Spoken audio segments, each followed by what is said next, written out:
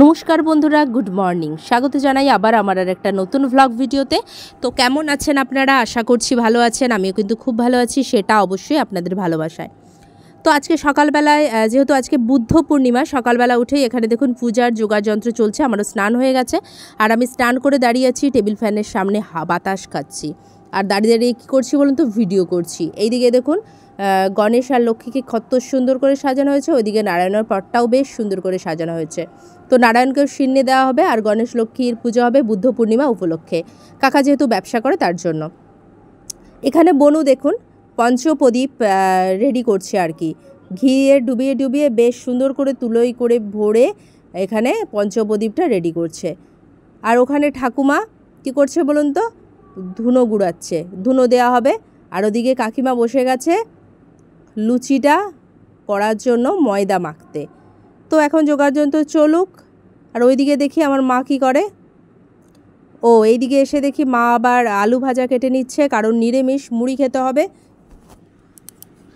তো তার জন্যই মা আলুটা কেটে নিচ্ছে। তো চলুন, ছেলে চলে গেছে স্নান করতে পুকুরে, দেখে আসি কি করে। এখন বাজে সকাল 9টা, রৌদ্র দেখে মনে হবে দুপুর 12টা।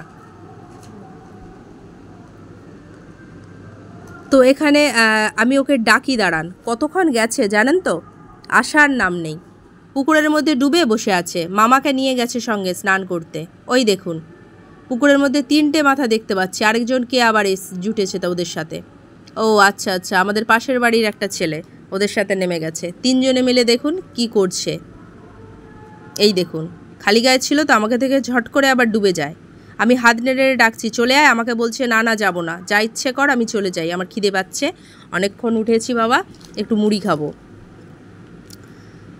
তো এখানে চলে এসেছি আমি। এসেই দেখুন মুড়ি খেতে বসে গেছি।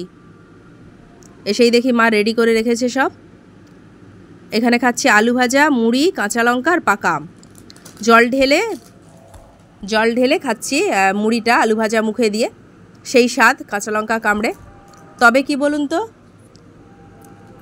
আম দিয়ে আর আমুল দুধ দিয়ে মুড়ি মেখা খেতেও কিন্তু আমার ভীষণ ভালো লাগে।